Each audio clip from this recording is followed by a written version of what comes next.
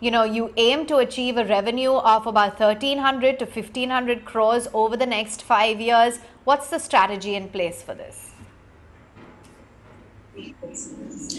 Good morning. Thank you for having me. As you know, that we've built a hospital capacity of about 2,000 odd beds, and the major driver is going to be the hospital growth, across the different hospitals that we operate in central, western, and northwestern India. So that is going to be the major driver. And apart from that, of course, we have several new initiatives that we have launched. One is, of course, the franchisee business, which is purely going to be an orthopedics play. So that is something that we are very bullish on in terms of driving orthopedic growth in tier 1 and tier 2 towns in India, including some of the metros like Delhi, Calcutta, etc. Apart from that, we also have, we are also looking at opportunities to kind of partner in with, some companies which are into the medical devices space, and that is largely to do with the orthopedic implant. So that will be a kind of largely a backward integration that we are talking about into that space. And that would save a lot of additional margins because, as we all know that, the margins are capped on these devices, in India. There will be a significant play, and, whatever will be the invested amount in those areas, we are looking at a significantly high double-digit ROCs from day one because of the kind of internal consumption that we have. So these are the different segments. Of course, we have launched several other initiatives like, of course, home care is picking up very well because of this whole COVID scenario. And of course, home care was operational since the last several years. But because of COVID, the revenue and the numbers have gone up significantly because a lot of patients don't want to come to hospitals and, prefer to get home care treatment. So home care as well as the Shalby Care Card is also going to be an additional driver for growth for some of our hospitals. So as I said, threefold growth here. And then we, of course, have two additional facilities coming up. We have the Asha Parekh Hospital in Mumbai, which will be operational over the next 2.5, 3 years.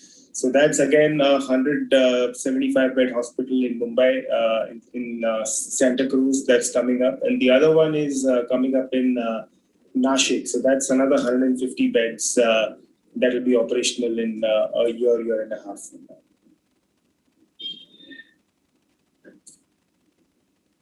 Talk about the medical devices segment. I understand that's generating very strong ROEs. What is that in terms of your contribution to total revenues, and how do you see your medical devices segment growing?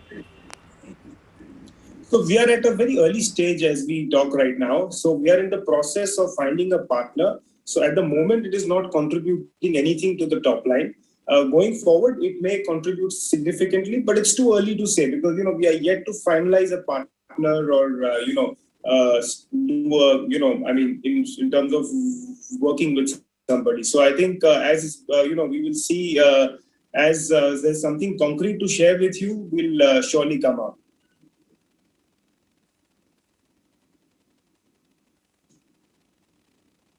Okay.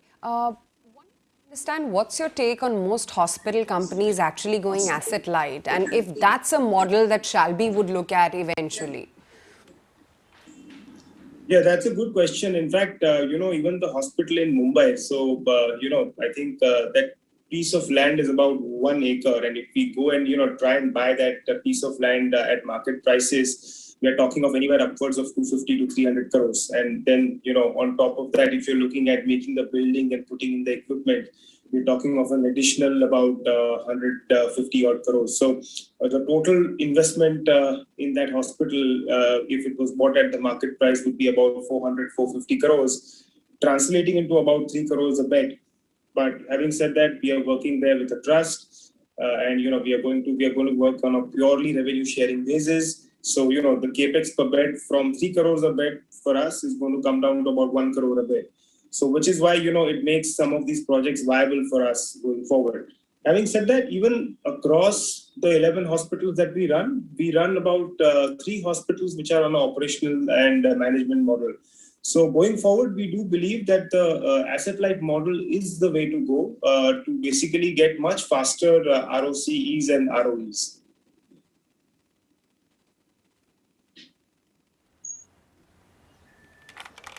Sure. Also wanted to understand whether or not, besides COVID care, is preventive care as well now coming back to action? Are patients now beginning to step out of their house and, are they coming back to hospitals for, emergency or for that matter, preventive medication and cure as well? And are things really getting back to pre-COVID levels or not? Yes, in fact, if you talk about COVID, as we talk since the 15th of December, we have not been treating COVID patients, and as we talk today, out of the total occupancy that we have, we don't have any COVID patients. So I think across the towns where we are present, at least, we are not seeing a lot of influx in COVID. Having said that, to talk about the month of January, we did a higher number of knee and hip replacements in the month of January 2021 compared to the previous year. So that is again a very promising sign that, a lot of elective work has started coming back. A lot of it would be pent-up demand. And we believe that this will be split across the entire calendar year. So, we've started seeing a huge ramp up in the OPDs, patients coming back to hospitals, and which is a good sign. So, in fact, last 45 days, 60 days, we have been at a higher occupancy than pre-COVID levels, and we've had higher flow of patients compared to pre-COVID levels. And this is, as I said, all non-COVID patients were coming back.